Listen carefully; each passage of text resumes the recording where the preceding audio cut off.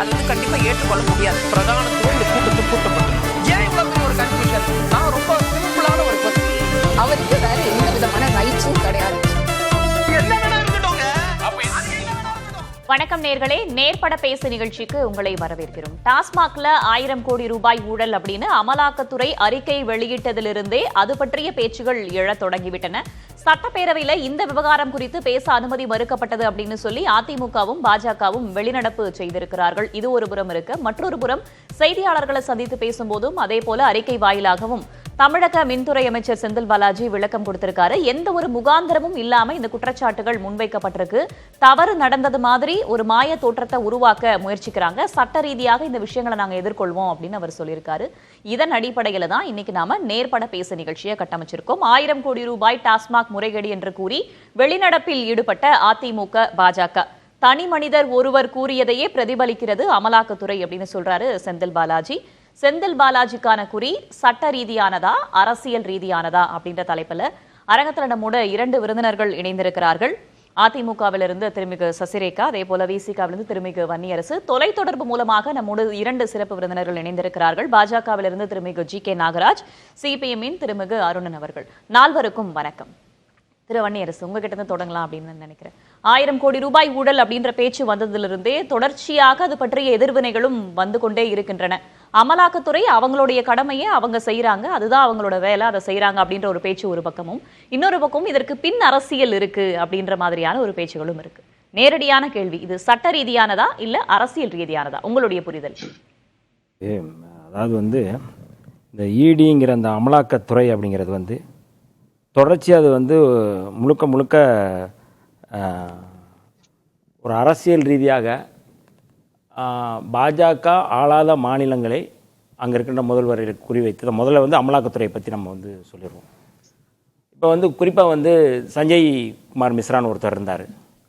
அவர் 2018 அவர் தொடர்ச்சியாக இந்த அமலாக்கத்துறை தலைவராக இருந்தார்.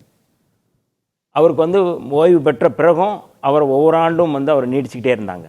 அரசு ஒன்றிய அரசு நீடிக்குது. அப்போ உச்சநீதிமன்றமே என்ன சொல்லுது அப்படின்னா, ஏன் அவர் தொடர்ச்சியாக வழக்கு போட்டதுக்கப்புறம் ஏன் அவர் தொடர்ச்சியாக நீங்கள் நீடிச்சுக்கிட்டே இருக்கிறீங்க, இது எப்படி சரியாக இருக்கும், வேறு ஆளே இல்லையா அப்படிங்கிறது உச்சநீதிமன்றமே கேள்வி எழுப்பிய பிறகும் அவசரமாக ஒரு சட்டத்தை திருத்தம் கொண்டு அந்த சட்ட திருத்தத்தின் மூலமாக 5 ஆண்டுகள் அவர் கடந்த 2023 வரை நீடித்தவர் தான் இந்த சஞ்சய்குமார் மிஸ்ரா. அவர் தான் இடியினுடைய இயக்குனர். நீதிமன்றமே கேள்வி எழுப்புது.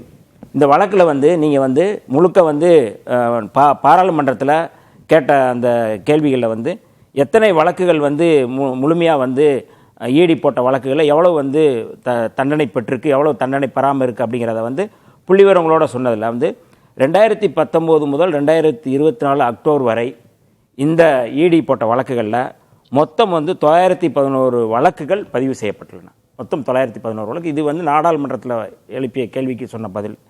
அதில் 654 வழக்குகள் முடிக்கப்பட்டது. அவற்றில் வெறும் 42 வழக்குகளில் மட்டுமே தண்டனை கொடுத்திருக்கிறாங்க. விசாரணை அப்படின்னா அதுக்கு நேரம் எடுத்துக்கும். இல்ல அதாவது என்ன அப்படின்னா, இவர்கள் போட்ட வழக்குகளில் எதுவுமே 93% விடுதலை ஆயிடுறாங்க. மீதி இருக்கிறதுல தான் அவங்க 6% மட்டும்தான் தண்டனை பெற்றிருக்கிறாங்கன்னு நாடாளுமன்றத்தில் ஒன்றிய அமைச்சர் கொடுத்த பதிலிருந்து நம்ம சொல்கிறோம். அப்போ ஒரு இடி அப்படிங்கிறது பாஜகங்கிற ஒன்றிய அரசினுடைய ஒரு கூலிப்படையாக தொடர்ச்சியாக செயல்படுது அப்படிங்கிறது விடுதலை சிறுத்தைகள் தொடர்ச்சியாக குற்றம் சுமத்துறோம். இது நான் மட்டும் சொல்லலை, கபில் சிபல் அவர்களே உச்சநீதிமன்றத்தில் கேள்வி எழுப்புறாரு. அது மட்டும் இல்லை, திரிணாமுல் காங்கிரஸ் கேள்வி எழுப்புது. ஏன் நீங்கள் இடி இந்த மாதிரியான வேலைகளை செய்யுது அப்படிங்கிறது கேட்டதுக்கு இதை ஒழுங்குபடுத்தணும்னு சொல்லி நீதிமன்றத்தில் போய் பண்ணுறாங்க. அதுக்கப்புறம் இது வருது. இப்போ தமிழ்நாட்டில் இந்த இடி கொண்டு வந்திருக்கிறாங்க. இதில் அவங்க சொன்னது 1000 கோடி ஊழல் அப்படிங்கிறது சொல்கிறாங்க. மரியாதைக்குரிய அண்ணாமலை போன்றவர் என்ன சொல்கிறாங்கன்னா, இது மதுபான கொள்கை ஊழல் எப்படி டெல்லியிலையோ அதே போல் சத்தீஸ்கர் எப்படியோ அதை அவர் ரோல் மாடலாக சொல்கிறாரு.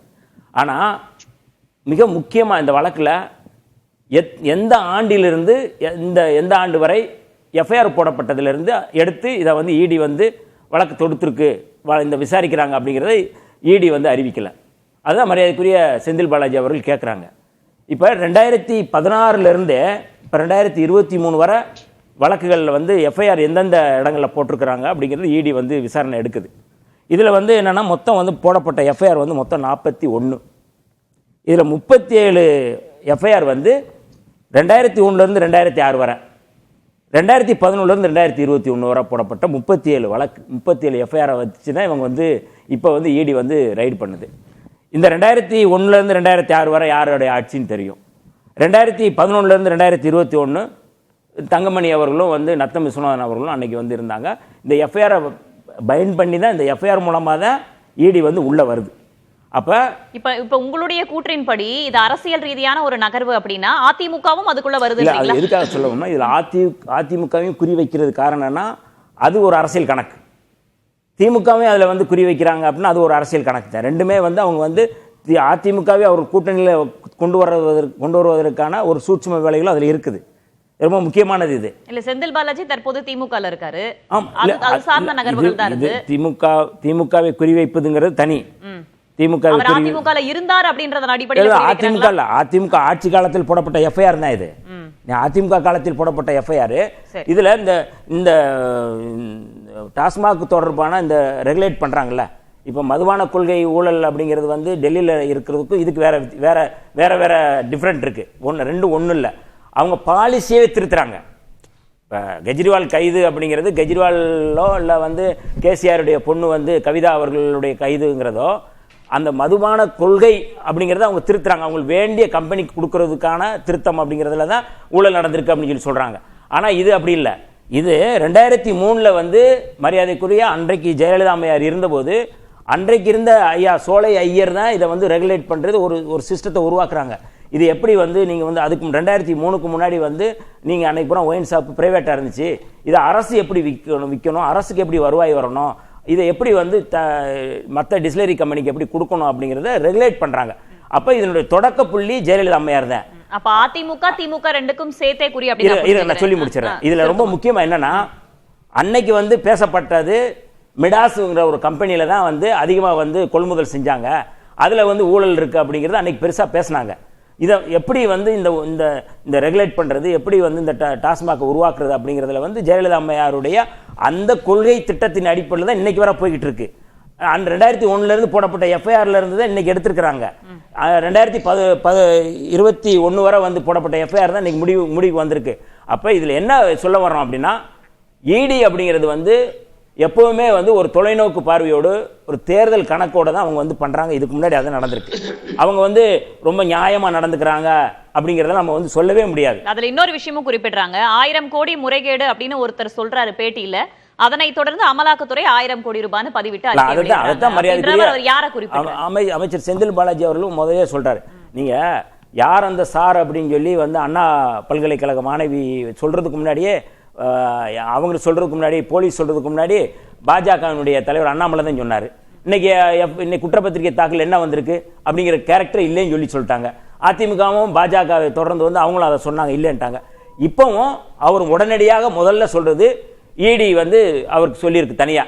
யாரு அப்படின்னா அண்ணாமலைக்கு சொல்லியிருக்கு. அவர் வந்து 1000 கோடி சொல்றார். அப்ப நான் சொன்னேன், இந்த இடி அப்படிங்கிற அமலாக்கத்துறை ஒரு கூலிப்படை, பாஜகவினுடைய கூலிப்படை, அது ஒரு ஜனநாயக அமைப்பா செயல்படல அப்படிங்கிறதுக்கு இது ஒற்றை உதாரணம் தான் நான் சொல்ல வர்றது. திரு அண்ணாமலை அவர்களை குறிப்பிட்டு தான் அவர் சொல்லியிருக்காரு. ஒரு 1000 கோடி ரூபாய் சொல்றாரு. அதே மாதிரி அவர் தானே சொல்றாரு, எடப்பாடி அவர்கள் சொல்லல, யார் சொல்றாங்க? தொடர்ந்து பேசலாம். திரு ஜி.கே. நாகராஜ், அதிமுகவுக்கும் சேர்த்தே மறைமுக ஒரு அழுத்தம் கொடுக்கிறது தான் அமலாக்கத்துறை இப்படி நடந்துக்குது அப்படின்னு சொல்லியிருக்காரு. அது மட்டும் இல்லாம திரு அண்ணாமலை ஒரு பேட்டியில இப்படி சொல்றாரு, அதை தொடர்ந்து அமலாக்கத்துறையும் அதையே சொல்கிறது அப்படின்னா இது அவர் சொல்ற மாதிரி தானே புரிஞ்சுக்க வேண்டியது இருக்கு. அனைவருக்கும் வணக்கம். முதலமைச்சர் கூட இந்த டாஸ்மாக் விவகாரம் குறித்து பேசாம இருக்கிற நிலையில புதிய தலைமுறை ஒரு விவாதத்தை எடுத்திருப்பது. கேக்குதுங்களா நான் பேசுறது? கேக்குது, சொல்லுங்க திரு நாகராஜ். ஓகே. இல்ல, இந்த சமயத்துல புதிய தலைமுறை இந்த டாஸ்மாக் விவகாரம் குறித்து ஒரு விவாதத்தை எடுத்திருப்பது மகிழ்ச்சிக்குரியது, வரவேற்கத்தக்கது. மக்களுக்கு இந்த செய்தி சென்று சேரும் என்கிற நம்பிக்கை எங்களுக்கும் இருக்கிறது. இது 1000 கோடி அப்படின்னு சொல்றது செந்தில் பாலாஜி குறிப்பிட்டிருக்காங்க, எப்படி தெரியுது. கையில புண்ணை பார்ப்பதற்கு செந்தில் பாலாஜி அவர்களுக்கு கண்ணாடி இருக்கு அப்படிங்கறதுதான் கேள்வி. இன்னைக்கு தமிழ்நாட்டை பொறுத்த வரைக்கும் 3 வகையான கொள்ளைகள் அரங்கேறிக் கொண்டிருக்கிறது. ஒன்று மனிதவள கொள்ளை, அது டாஸ்மாக் மூலமாக நடந்து கொண்டிருக்கிறது. இன்னொன்று கனிம வள கொள்ளை, இயற்கை கொள்ளையடிக்கப்பட்டுக் கொண்டிருக்கிறது.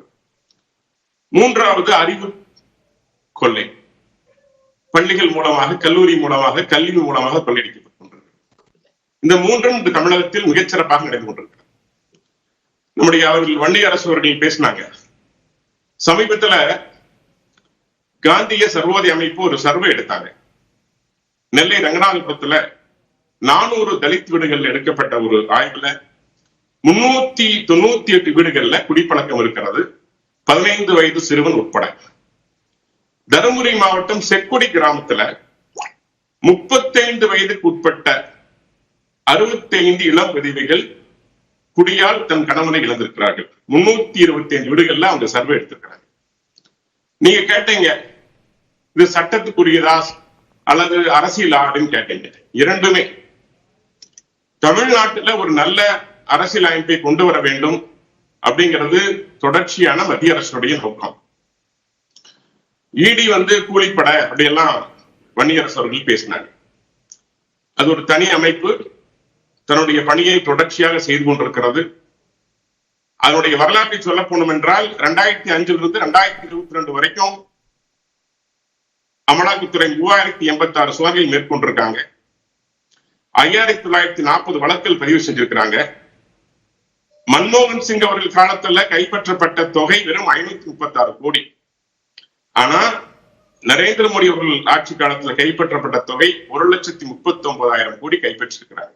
அது எங்க செஞ்சிருக்காங்க அப்படின்ற கேள்வியும் இருக்குல்ல. எதிர்க்கட்சிகளை குறிவைத்து செய்கிறார்கள் அப்படின்றதா அவங்களுடைய குற்றச்சாட்டு. அதான் எந்த பாரபட்சமும் இல்லைங்க. யாராக இருந்தாலும் நடக்கும். சட்டம் தன் கடமையை செய்யும். அதுக்கப்புறம் நீங்க சொன்ன மாதிரி நீதிமன்றம் போறோம், நீதிமன்றத்துல அது நடந்து கொண்டிருக்கிறது. அது ஒரு விஷயம்.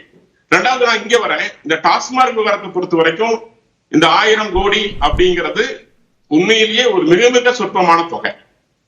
நிச்சயமாக பல ஆயிரம் கோடிகளுக்கு இன்னைக்கு தமிழ்நாட்டுல இப்ப இருந்துள்ள திமுக ஆட்சி காலத்திலிருந்து ஊழல் நடந்து கொண்டிருக்கிறது, முறைகேடு நடந்து கொண்டிருக்கிறது அப்படிங்கிறது நீங்க பொதுவாக நான் சொன்ன அந்த 3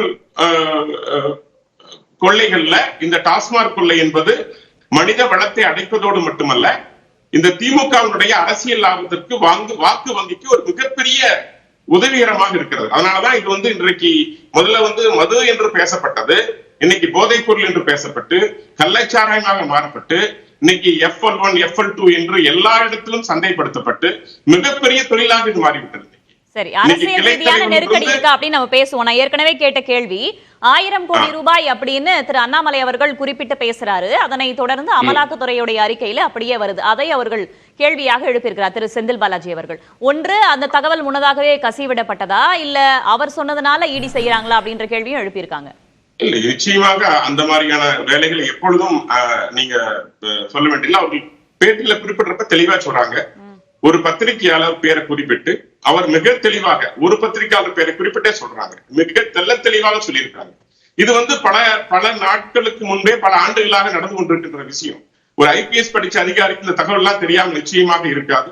தெரிந்ததை வைத்துதான் அவர் சொல்லுகின்றார். இல்லாட்டி அவரு இப்படி ஒரு கேள்வி வரும் என்று தெரியும், அப்படி சொல்ல வேண்டிய அவசியம் இல்லை. தகவல் வெளிவந்திருக்கிறது என்றால் ஏற்கனவே இது 1000 கோடி சொற்ப அமௌண்ட், 50,000 கோடி வரை மிக மிக எளிமையாக நடந்து கொண்டிருக்கிறது. இன்னும் சொல்ல போனா இந்த அமைச்சர் இப்படி அவர் தன்னை ஒரு நிரபராதி மாதிரி உத்தமர் போல பேசுகிறாரு. நிச்சயமா நான் கேட்கிறேன், ஒரு சிறையில் இருந்த அமைச்சர் சிறையிலிருந்து வெளிவந்து மீண்டும் அந்த அமைச்சருக்கு அந்த துறையே கொடுக்கப்பட்டிருக்கிறது. இது எந்த வகையில அந்த அமைச்சர் தன்னை இப்படி ஒரு உத்தமர் போல் காட்டிக்கிறதே தெரியல. இது ஏதோ நடக்காத விஷயம் மாதிரியும் தெளிவா சொல்றாங்க. அமலாக்கத்துறை என்ன சொல்றாங்க, டெண்டர் முறைகேட்டிலிருந்து, பாட்டில் பற்று கொள்முதல் முறைகேட்டிலிருந்து, போக்குவரத்து உடைய அந்த டெண்டர் முறைகேட்டிலிருந்து, பாட்டில்ல 10 ரூபாய்ன்னு சொன்ன அந்த 10 ரூபாய் இல்ல 30 ரூபாய் வரைக்கும் இன்னைக்கு இன்னும் சொல்றாங்க. இன்னைக்கு வந்தவங்க எல்லாம் சில இடங்கள்ல 90 ரூபாய் வரைக்கும் அதிகம் போகுது. 6 மணிக்கு பகல்ல அதிகாலை 6 மணிக்கு போனா 90 ரூபாய் வரைக்கும் அதிகம் கொடுக்க வேண்டியது இருக்கு. இதெல்லாம் முறைகேடுகள். இதை சரி செய்ய வேண்டியது மட்டுமல்ல, இன்னைக்கு இது பரவலா மாறிடுச்சு. பணப்புழக்கம் தவறாக பயன்படுகிறது. அரசு கஜானாவுக்கு பணம் போறதில்லை. ஏறக்குறைய 1 லட்சம் கோடி தொடர்ந்து இந்த மாநிலம் கடலில் இருந்து கொண்டிருக்கிறது. வருகின்ற பணம் எங்கு செல்கிறது என்றே தெரியவில்லை என்று முன்னாள் நிதியமைச்சரே சொன்னார். 30,000 கோடி ரூபாய் எங்க போகுதுன்னே தெரிய மாட்டேங்குன்னு சொல்றாரு. அப்ப இந்த பணம் முழுமையாக முறைகேடாக சட்டவிரோதமாக பல்வேறு காரியங்களுக்கு பயன்பட்டுக் கொண்டிருக்கிறப்போ அமலாக்கத்துறையுடைய பணி அதை எடுப்பது, அதை ரெய்டு செய்வது, அதை கண்டுபிடிப்பது, வழக்கு பதிவு. அந்த வழக்கு பதிவு பணியை அவர்கள் தெளிவாக செய்து கொண்டிருக்கிறார். கேட்போம், இது உங்களுடைய முதற்கட்ட கருத்தா எடுத்துக்கிறேன். கேட்போம். திரு அருணன், அமலாக்கத்துறை அதோடைய கடமையை தான் செஞ்சிருக்கு. இப்போ இந்த 1000 கோடி ரூபாய் ஊழல் முறைகேடு என்பதான விஷயங்கள் அரசுக்கு நெருக்கடி கொடுப்பதாக அமைஞ்சிருக்குன்னு பார்க்கணுமா? இல்ல, இங்க நண்பர் வன்னியரசு நன்றாக சொன்னார். அமலாக்கத்துறை என்பது நேரடியாக வராது. ஏற்கனவே ஒரு வழக்கு இருக்கணும். அந்த வழக்குகள் எந்த காலத்தில் போடப்பட்டவை? ஜெயலலிதா அம்மையார் காலத்திலிருந்து எடப்பாடியார் காலம் வரை இப்பவும் கூட இருக்கலாம். ஆனா மிக அதிகமான வழக்குகள் எஃப்ஐஆர் அந்த காலத்துலதான் போடப்பட்டது. ஆகவே அவற்றின் அடிப்படையில இப்பதான் இத்தனை ஆண்டுகள் கழித்து இந்த விஷயத்துல அமலாக்கத்துறை நுழைஞ்சிருக்கு. இதுவே ரொம்ப வினோதம் இல்லையா? சரி, இருக்கட்டும், காலம் அதிகமானாலும் நுழைஞ்சிருக்காங்க. இப்ப இதுல முறைகேடுகள் நடந்திருக்கா இல்லையா என்று நாம தீர்ப்பு சொல்ல வேண்டியதில்லை. அதுக்கான முகாந்திரங்கள் இருக்குமேயானால் ஒருவேளை அவற்றையெல்லாம் உறுதிப்பட உரிய ஆதாரங்களுடன் நம்முடைய அமலாக்கத்துறை கண்டுபிடிக்குமேயானால், கண்டுபிடித்து நீதிமன்றத்தில் நிரூபித்து குற்றவாளிகளுக்கு தண்டனை பெற்று தருமையானால் நிச்சயமா நாமெல்லாம் மகிழ்ச்சி அடையணும். எங்களுடைய கட்சியின் நிலைப்பாடு அதுதான். ஐயா, யார் ஊழல் பண்ணியிருந்தாலும், யார் சட்டவிரோதமா இருந்தாலும் உரிய தண்டனை வாங்கிட்டாங்க. ஆனா என்ன வேடிக்கையா இருக்குன்னா, இந்த அமலாக்கத்துறை என்பது இப்ப பாருங்க, இந்த 1000 கோடி ரூபாய் ரொம்ப நாகராஜன் ரொம்ப சாதாரணமா சொன்னாரு. ஐயா ஒருத்தர் சொன்னாரு, எங்க கட்சி தலைவர் சொன்னாரு. இதுக்கு சரியா கரெக்டா 1000 கோடி ரூபான்னு அண்ணாமலையார் சொல்றாரு. அப்படியே அதே தொகையை போட்டிருக்காங்க. நான் அதை படிச்சு பார்த்தேன். இவங்களுடைய அமலாக்கத்துறையினுடைய பத்திரிகை செய்தி கரெக்டா 1000 கோடி. அதற்கு முன்பு இவர் சொன்ன விவரம்லாம் இருக்கு. இதுல ஊழல், இதுல முறைகேடு, அதுல முறைகேடு, இவ்வளவும் கூட்டி பார்த்தா ஒரு 100 கோடி 50 கோடி கூடுதல் குறைச்சலா கூட வராதா? என்னங்க இதுவே எப்படி ஒரு நம்பிக்கையின்மை உருவாக்குது? கரெக்டா 1000 கோடி இருக்கட்டும், ரைட். அதை நிரூபிக்கிறாங்களா இல்லையான்னு நம்ம பார்ப்போம். என்ன பொறுத்தவரையில, எங்களை பொறுத்தவரை நாம சொல்றோம், இந்த அமலாக்கத்துறையுடைய செயல்பாடு எப்படி இருக்கு, மக்கள்கிட்ட அது நம்பிக்கையை பெற்று இருக்கா? அதாவது ஒரு படத்துல வடிவேல் சொல்ற மாதிரி, ஐயா நீ நல்லாத்தான் ஆரம்பிக்கிற, ஆனா உன் பினிஷிங் சரியில்லையா பாப்புல. அந்த மாதிரிதான் இருக்கு அமலாக்கத்துறை. இப்ப வன்னியரசு ஒரு புள்ளி விவரம் சொன்னாரு, நாகராஜ் ஒண்ணு சொன்னாரு. நான் என்ன பண்ணேன், இந்த விவாதத்துக்கு வர்றதுக்காக அமலாக்கத்துறையினுடைய அதிகாரபூர்வமான இணையதளத்துக்குள்ள போய் பார்த்தேன். அவங்க தங்களை பற்றி, தாங்கள் கையாண்ட வழக்குகள் பற்றிய சில அடிப்படையான புள்ளி விவரங்களை 31 ஜனவரி 2023 அன்று என்ன நிலைமை, 2 வருஷம் ஆகி போச்சு, ஆனா அப்டேட் கூட பண்ணல. எப்படி இருக்கு பாருங்க அமலாக்கத்துறை, இப்படித்தான் இருக்கு. நான் பார்த்தது தப்புனா நீங்க கூட பார்த்து சொல்லலாம். இதுல அவங்க என்ன போட்டு வச்சிருக்காங்கன்னா, இந்த அமலாக்கத்துறை இந்த பண மோசடி தடுப்பு சட்டத்தின் கீழ், PMLA, அந்த சட்டத்தின் கீழ் வந்த புகார்களை அவங்க பதிவு பண்ணது என்பது 1142 2023 ஜனவரி. ஆனா அதுல விசாரணை முடிஞ்சதே வெறும் 25 தான். அவங்களே போட்டு வச்சிருக்காங்க. என்ன திறமையா இயங்குதியா நம்ம அமலாக்கத்துறை? இது யார், எந்த துறையின் கீழ் வருது தெரியுமா? நிதித்துறையின் கீழ். அதாவது அம்மையார் நிர்மலா சீதாராமன் அவர்களுடைய நேரடி பார்வையில் ஏதோ சுயேட்சையா இயங்குதுங்கிறாரு. அவங்க தெளிவா போட்டிருக்காங்க, directorate of enforcement, ministry of finance அப்படின்னு தெளிவா போட்டு வச்சிருக்காங்க. அப்ப அதன் கீழ் தான் இது வருது, ஒரு துறையின் கீழ் தான் வருது. அவங்க 1142 புகார்கள் அவங்களே பதிவு பண்ணிவிட்டு அதுல 25 புகார்கள்ல தான் விசாரணைய முடிச்சாங்களாம். இதுதான் அவங்க கொடுத்திருக்கக்கூடிய கணக்கு. அதனாலதான் சொன்னேன், பிரமாதமா அப்படி இப்படின்னு ஆரம்பிப்பாங்க, கடைசியில பார்த்தா பினிஷிங் இருக்காது. இன்னொரு விவரம் அவங்க கொடுக்குறாங்க, இந்த புகார்கள்ல இன்றைய அல்லது முன்னாள் எம்பிக்கள், MLAக்கள், MLCக்கள் அவங்களுக்கு எதிராக பதியப்பட்ட இந்த புகார்கள் அப்படி அவங்க எத்தனை பேரு? 176 பேர். அவங்களே 176. ஆனா வழக்குகள் முடிஞ்சது வெறும் 25 தான். விசாரணை முடிஞ்சது. இதுல எந்த எம்எல்ஏ, எந்த எம்பி, எந்த எம்எல்சிக்கு இவங்க தண்டனை வாங்கி கொடுத்தாங்க? அந்த விவரத்தை காணோம். சரி, இந்த கேள்விக்கு நம்ம திரு ஜி கே நாகராஜ் கிட்ட பதில் கேட்கலாம். முடிச்ச இவ்வளவுதான். அப்ப இவங்களை நம்பி மக்களுக்கு இவங்க மேல என்ன நம்பிக்கை வரும்? நம்ம பொறுத்தவரை ஊழலை ஒழிக்கணும், குற்றவாளிகளை தண்டிக்கணுங்கிறோம். ஆனா இப்படித்தானே இருக்கு. இதுதான் என்னுடைய கேள்வி. சரி, திரு ஜி கே நாகராஜ், அமலாக்கத்துறை பத்தி இப்பதான் நீங்க பேசிட்டு இருந்தீங்க. அவர் புள்ளி விவரத்தோட குறிப்பிட்டிருக்காரு. இத்தனை வழக்குகள் இருந்தும் தீர்வு காணக்கூடிய வழக்குகள் அப்படின்றது மிகவும் சொற்பமாக இருக்கிறது. அதே போல எம்எல்ஏ, எம்எல்சி அந்த வழக்குகளையும் குறிப்பிட்டு பேசியிருக்காரு. திறம்பட செயல்படுது அப்படின்னு நீங்க வாதத்தை முன்வைக்கிற அதே நேரத்துல ஏன் இவ்வளவு சுணக்கம்? பொதுவாகவே இது அரசியல் ரீதியாக நீங்க எடுத்துட்டு போறப்ப இதுல அதிகமாக பாதிக்கப்பட்டிருப்பவர்கள் இந்த பணியை இத மாற்றக்கூடியவர் யாருன்னு கேட்டா அரசியல்வாதிகள். இந்த அரசியல்வாதிகள் அவர்கள் யாராக இருந்தாலும் சரி, அது பாஜகவை சார்ந்திருந்தாலும் சரி, காங்கிரஸை சார்ந்தாலும் சரி, அவர்களுக்கு என்று சட்ட ரீதியாக போராடக்கூடிய பலம் இருக்கிறது. சோ அந்த வகையில தான் தொடர்ச்சியாக இந்த கேஸ் இழுத்துக்கிட்டே போயிட்டு இருக்கு. இதுதான் முக்கியமான காரணம்.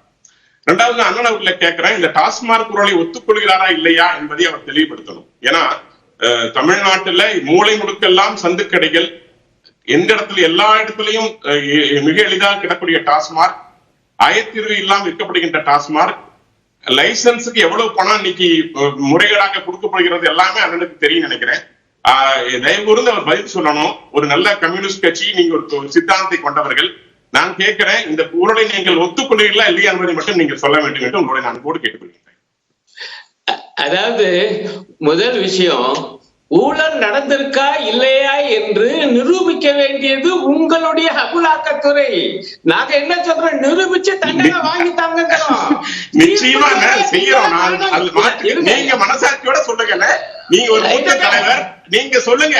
நீங்க இந்த ஆட்சியில ஒரு பங்களிப்பு கூட்டணியில் இருக்கிறீங்க. நீங்க நடக்கிறதா இல்லையா என்பதை நீங்களும் போராடுறீங்க. உண்மையை நீங்க சொல்லுங்க, நடக்கிறதா இல்லையான்னு சொல்லுங்க. இல்லங்க, நடக்குதா இல்லையா நான் எப்படி சொல்ல முடியும்? பொதுமக்களோட தொடர்பு வைக்க பல போராட்டங்களை நீங்க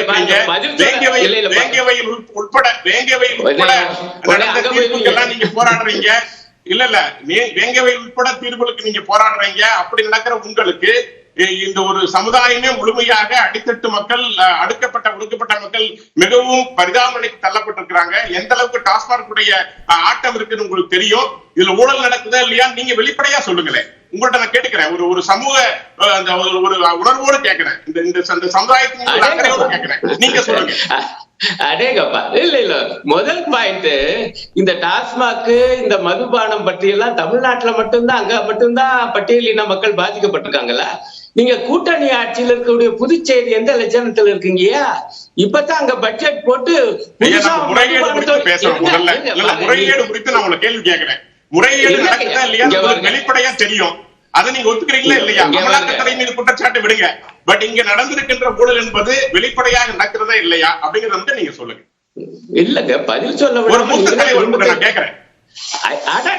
எங்க மேல உங்களுக்குள்ள மரியாதையில எங்களுக்கு தெரியுங்க. நான் என்ன சொல்றேன்னா, மிக தெளிவாக நீங்க முதல்ல ஒரு பாயிண்ட் சொன்னீங்க, தமிழ்நாட்டுல இருக்கக்கூடிய எஸ்சி மக்கள் மதுவினால இப்படி இதாங்கன்னா, உங்க ஆட்சியில இருக்கக்கூடிய புதுச்சேரியில முதல்ல மதுவை ஒழிங்க.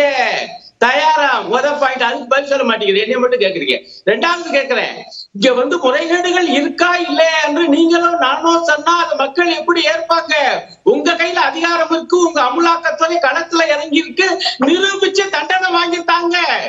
எங்களுடைய செயலாளர் தெளிவா அறிவிச்சிருக்காரு, இந்த மாதிரியான ஒரு வேலை முறைகேடுகள் என்று அமலாக்கத்துறையால் நிரூபிக்கப்பட்டால் உரியவர்களுக்கு தண்டனை பெற வேண்டும் அவர்கள். இதுதான் எங்களுடைய நிலைப்பாடு, தெளிவா சொல்லியிருக்கோம். ஆனா கோர்ட்டு சொல்றதுக்கு முன்னாடி நாங்க சொல்லி என்ன பிரயோஜனம்? அதுதான் பிரச்சனை. உங்களுடைய கருத்துக்கள் உங்களுக்கு ஒரு கருத்து இருக்கலாம், எங்க நான் சொல்றேன். மோடி ஆட்சி பற்றி ஏகப்பட்ட ஊழல்கள் நான் கையில வச்சிருக்கேன், பூரா சொல்லவா? அப்ப உங்களுடைய மனச்சாட்சிப்படி ஐயா நாகராஜ் அவர்களே, மோடி ஆட்சியில பாஜக ஆளுகிற மாநிலங்கள்ல இப்படி எல்லா ஊழல்கள் நடந்திருக்கு நான் சொல்லுகிறேன். உங்களுடைய மனச்சாட்சிக்கு தெரியாதா? நீங்க ஒரு மூத்த அரசியல்வாதி, ஆகவே ஒப்புக்கொள்ளுங்கள் ஐயான்னு கேட்டா நீங்க ஒத்துக்குறீங்களா? நீங்கள் என்ன 38 வழக்குகள் பதிவு செய்யப்பட்டிருக்கிறது. 38 வழக்குகளை ஒட்டித்தான் இந்த ரெய்டு போகப்பட்டிருக்கிறதுங்கிறதும் கவனத்துக்கு கொண்டு வரேன் நான். அந்த 38 வழக்குகளும் தமிழக அரசு பதிவு செய்தது. 38 வழக்குகளும் தமிழக அரசு பதிவு செய்தது. இல்ல 38 நிரூபிங்க, அவங்களுக்கு தண்டனை வாங்கித்தாங்க. அதுதான் நான் சொல்றேன். வெறுமனா நீங்க உங்களுடைய அரசியல் ஆதாயத்துக்காக உங்க கட்சி தலைவர் 1000 கோடி பாருங்க, கரெக்டா அதே 1000 கோடி இவங்க சொல்லுவாங்க. ஒரு முன்ன பின்ன கூட மாத்த மாட்டாங்க. என்னையா நம்பிக்கை வரும் உங்களுடைய அமலாக்கத்துறை மீது? சரி, அமலாக்கத்துறை பத்தி நிறைய பேசியாச்சு. நான் திரும்ப வரேன் திரு அருணன் திரு நாகராஜன், நான் திரும்ப வரேன் திருமதி சசிரேகா. இப்போ அவர் சொன்னதன் அடிப்படையில பார்த்தோம்னா அதிமுக ஆட்சி காலத்திலையும் இருந்ததோடைய அடிப்படையில தான் தற்போது 1000 கோடி ரூபாய் ஊழல் அப்படின்னு சொல்லப்பட்டிருக்கு. இப்போ திரு எடப்பாடி அவர்கள் பேசும்போது இது குறைவு, 40,000 கோடி வரைக்கும் நீளலாம் அப்படின்னு சொல்றாங்க. இந்த விவகாரத்துல செந்தில் பாலாஜியை தனிச்சு பாக்குறீங்களா? இப்போ இவங்க சொல்லும்போது இப்போ சகோதரர் வன்னியரசா இருந்தாலும் சரி, திரு அருணனா இருந்தாலும் சரி, ரெண்டு பேருமே முதல்ல சகோதரர் சொன்னாரு இந்த கூட்டணிக்காக அதிமுகவை சேர்ந்து நிர்பந்தப்படுத்துற விஷயம். ஏன் நாங்கள் பார்லிமெண்ட் எலெக்ஷன்ல கூட நாங்கள் ஒன்றும் கூட்டணி வைக்கலையே, அப்பவும் எங்கள் ஆட்சி முடிந்து இந்த பிரச்சனைகள்லாம் இருந்துட்டு தானே இருந்தது, அப்பவும் டாஸ்மாக்லாம் இருக்க தானே செய்தது, அப்பவும் இதே அரசு இருந்துட்டு தானே இருக்கு. ஸோ அதுக்கும் இதுக்கும் சம்மந்தம் இல்லை. திமுகவினர் தான் பொதுவாக மொட்டத்தலைக்கும் முழங்காலுக்கும் முடிச்சு போடுவாங்க. அவங்க மேலே ஏதாவது குற்றச்சாட்டுகள்லாம் வரும்போது அண்டை மாநிலத்தை பார்னு ஓடுவாங்க. இன்னைக்கு அவங்க கூட்டணி கட்சிகளும் அதை செய்துட்டு இருக்காங்க சிறப்பா. நம்ம இவர் கூட அருணன் சார் கூட பாத்தீங்கன்னா நீங்க டெல்லியை பாரு, அதை ஒழி இதை ஒழி, இவ்வளவு நேரம் தேவையற்ற விவாதங்களை தான் இவர் பேசிட்டு இருந்தாரு. இவ்வளவு நேரம் இத்தனை வழக்கு இருக்கு, அத்தனை வழக்கு இருக்கு. இன்னைக்கு விவாதம் என்ன? இல்ல இன்னைக்கு விவாதம் என்னன்னு வந்துருங்க. நீங்க இன்னைக்கு இருக்கிறது, இன்னைக்கு செந்தில் பாலாஜி மீது நம்ம தலைப்பே சட்ட ரீதியா அரசியல் ரீதியா இந்த குறி அப்படின்னு கேட்கிறோம். இது ரொம்ப அவசியமானது. இதை எல்லாத்தையும் தாண்டி ஏன் அப்படின்னாக்கா இதுல பாத்தீங்கன்னா நீங்க எஃப்ஐஆர் இருக்கு, அதிமுக காலத்துல இருந்தே எடுத்திருக்காங்க அப்படின்லாம் சொல்றீங்க. டாஸ்மாக் எங்கள் ஆட்சியில் அம்மா இருக்கும்போது முறைப்படுத்தப்பட்டதே இதுல கள்ளச்சாராயம் மெயின் ரீசன் கள்ளச்சாராயம் புழங்கக்கூடாது, கள்ளச்சாராயம் புழக்கத்தினால தனி மனிதன் பாதிக்கப்பட்டு இறப்புகள் இருக்கக்கூடாது அப்படின்றது. அதன் அடிப்படையில் 2011 இருந்து 21 வரைக்கும் ஒரு கள்ளச்சாராய மரணம் கிடையாது. இது ஃபர்ஸ்ட் பாயிண்ட், நோட் பண்ணிக்கோங்க. அதுக்கப்புறம் இந்த டாஸ்மாக் முறைப்படுத்தாமல் இருப்பதனால அதை டெண்டர் விடும் போதும் சரி, மற்ற விஷயங்கள் அதுல பார் எடுக்கும் போதும் சரி, இந்த பண முதலைகள் இவங்களே இந்த டெண்டர் எடுக்கிறது, அதனால பெரிய சட்டம் ஒழுங்கு பிரச்சனை நடக்கிற அளவுக்கு இவர்கள் அடிதடி செய்வதை, இவன் எடுக்கக்கூடாது நான் தான் எடுக்கணும்னு சொல்லிட்டு இந்த மாதிரியான அழுத்தங்கள்லாம் இருக்கிறதுனால இந்த பிரச்சனையே வரக்கூடாது. இந்த வருமானம் நேரடியாக அரசுக்கு தான் வர வேண்டும். இது தனியா எங்கேயும் லீக் ஆகக்கூடாதுன்ற அடிப்படையில் தான் இந்த டாஸ்மாக் என்ற ஒரு கார்பரேஷன் அமைப்பே இது உருவாக்கப்பட்டது, இது ரெகுலேட் பண்ணப்பட்டது. அதன் அடிப்படையில் தான் அப்போ நாங்கள் இது ரெண்டுமே சிறப்பாக செய்தோமா இல்லையா? கள்ளச்சாராய மரணங்கள் இருந்ததா? அரசுக்கு வருவாய் நேரடியாக வந்ததா? டாஸ்மாக் சிறப்பாக 10 ஆண்டு காலம் செயல்பட்டதா இல்லையா? எங்கள் ஆட்சியில் அம்மாவின் மறைவுக்கு பிறகு அண்ணன் எடப்பாடியார் ஆட்சியில் கூட இப்போ இவங்க சொல்றாங்க இது அந்த ஆட்சியிலிருந்தே எடுத்தாங்க, அப்போத்துல இருந்து போட்டிருக்காங்க, 18ல இருந்து கணக்கு எடுக்கிறாங்க. எஃப்ஐஆர் 1000 எஃப்ஐஆர் இருக்காங்க எல்லாத்துலயும். நாளைக்கு நினைச்சா நான் உங்க மேலேயே ஒரு உதாரணத்துக்கு சொல்றேன், நான் இவர் பேசுனது தப்பு, அவர் பேசுனது தப்பு, என்ன வேணா யார் மேல வேணா நம்ம குற்றச்சாட்டு வைக்க முடியும், குற்றச்சாட்டுகளை பதிவு செய்ய முடியும். அதுக்கு ஒரு அடிப்படை சிட்டிசனா எல்லாருக்கும் உரிமை இருக்கிறது. இப்ப பத்திரப்பதிவுத்துறை எடுத்துக்கோங்க, இபி எடுத்துக்கோங்க, 1008 எஃப்ஐஆர் இருக்கும் எல்லா ஆட்சிகள்லயும். அதெல்லாம் நீங்க இந்த இன்னைக்கு இடி போறதுக்கும் பிஎம்எல்ஏ இதுக்குள்ள வரதுக்கும் அதுக்கு எந்த சம்பந்தம் கிடையாது. இடி எப்ப போவோம்? குற்றச்சாட்டுகள் எஃப்ஐஆர் இருந்தாலே போயிடுமா? இப்ப என் மேல ஒரு எஃப்ஐஆர் இருக்குன்னு வச்சுக்கோங்க, உடனே என் வீட்டுக்கு இடி வந்துருமா? உடனே நான் பிஎம்எல்ஏ சம்பந்தப்பட்டு என் மேல அவங்க ஒரு சார்ஜ் ஷீட் போட்டுருவாங்களா? இது எப்படி சாத்தியம்? பிரிவென்ஷன் ஆஃப் கரப்ஷன், இந்த இடி உள்ள வர்றது லஞ்சம் ஒழிக்கப்பட வேண்டும். பிரிவென்ஷன் ஆஃப் கரப்ஷன் ஆக்ட் படி நான் போட்டிருக்கேன், பிரஸ் ரிலீஸ்ல அவங்களே சொல்றாங்க நம்மளுடைய இடி. அதுக்கப்புறம் பிஎம்எல்ஏ மணி லாண்டரிங், பணப்புழக்கம், பண பரிவர்த்தனை, சட்டவிரோத பண பரிவர்த்தனை நடைபெற்றிருக்கிறது. அது இந்த ஆட்சியில் செந்தில் பாலாஜி இந்த துறையின் அமைச்சராக வந்தவுடன் அப்படின்றது தான் இதுல வழக்கினுடைய மூலாதாரம். இதை புரிந்து கொள்ளாமலே இவர்கள் அங்க இருக்கு இங்க இருக்கு எஃப்ஐஆர் இருக்கு, இதெல்லாம் தூக்கி வாஸ்ட் சப்ஜெக்ட், இதெல்லாம் தூக்கி தூர போட்டுருங்க. பிஎம்எல்ஏ மணி லாண்டரிங் நடந்திருக்கிறது, லஞ்சம் வாங்கப்பட்டிருக்கிறது, ஊழல் நடைபெற்றிருக்கிறது. அது சாதாரண ஊழல் கிடையாது. இடி சொல்றது கம்மி. இடி என்ன சொல்லிருக்குன்னு பாத்தீங்கன்னா ஃபைனலா இந்த அவங்களுடைய பிரஸ் ரிலீஸ் 1000 கோடி ஊழல் எல்லாத்தையும் சொல்லிட்டு அவங்க ஃபைனலா சொல்றாங்க for the investigation under progress. ஃபைனலா சொல்வான் இன்வெஸ்டிகேஷன் இன்னும் நடைபெற்று கொண்டிருக்கிறது. நான் சொல்றது இப்போ பாத்தீங்கன்னா இது அண்டர் ப்ராக்ரஸ், இது இன்னும் நிறைய போகும் அப்படின்றது. நீங்க கேட்டீங்க 1000 கோடி ஊழல் அப்படின்றது இவங்க எல்லாமே கேட்டாங்க. அது ஒரு தலைவர் சொல்றாரு, முன்னாடியே சொல்றாரு, எப்படி சொல்றாரு, அப்புறம் அதை தானே ஈடி கொடுக்குது அப்படின்றது. இது மாதிரி பொத்தாம் பொதுவா தாண்டி போகாதீங்க. நீங்க கூட்டணி கட்சிகள், திமுக கிடையாது. நீங்க சப்போஸ் நீங்க அப்படி பேசணும்னு நினைச்சா கூட நீங்க ஏதாவது ஒரு விஷயத்தை சொல்லிட்டு போங்க. ஆனா இது நடைபெற்று இருந்தால் நிச்சயம் நிச்சயம் இது வந்து கண்டுபிடிக்கப்பட வேண்டும். என்னுடைய பணம் எனக்கு வர வேண்டும். அதாவது அதுல வர்ற லாபம் இப்ப நமக்கு இப்ப வருமானமே எதுல வருது? இவங்க கூட 1000 ரூபாய் தரேன்னாங்க, எல்லாருக்கும் தரல, 520 வாக்குறுதிகளை கொடுத்தாங்க, அதுல 5% கூட நிறைவேற்றல. ஆனால் நம்ம இதெல்லாம் செய்யறது எதுல செய்வோம்? நமக்கு கலால்ல வரி வருமானம், டீசல் பெட்ரோல் டீசல்ல வரி வருமானம், டாஸ்மாக் வரி, இதை வச்சுதான் நம்ம இலவசங்களையோ இல்ல நம்ம அறிவிக்கிற ஸ்கீம்ஸையோ நம்ம பண்ணிட்டு இருக்கோம் தமிழ்நாட்டை பொறுத்த வரைக்கும். அப்படி இருக்கும்போது இந்த வருமானம் தனி ஒருவருக்கு போவதை இந்த கூட்டணி கட்சிகள் திரு அருணனோ திரு நம்ம வன்னியரசர்களோ இதை வந்து ஆதரிக்கிறார்களா அப்படின்றதுதான் என்னுடைய கேள்வி. இது தனியாக